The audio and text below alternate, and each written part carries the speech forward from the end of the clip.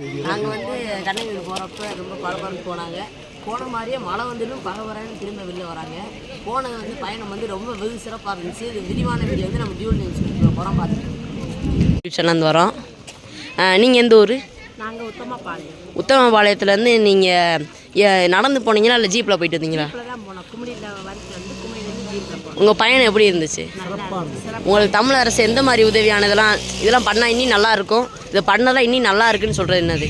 எல்லாமே நல்லா செஞ்சுருந்தாங்க. டாக்டர் இருந்தாங்க, டாக்டர்ஸ் எல்லாம் இருந்தாங்க.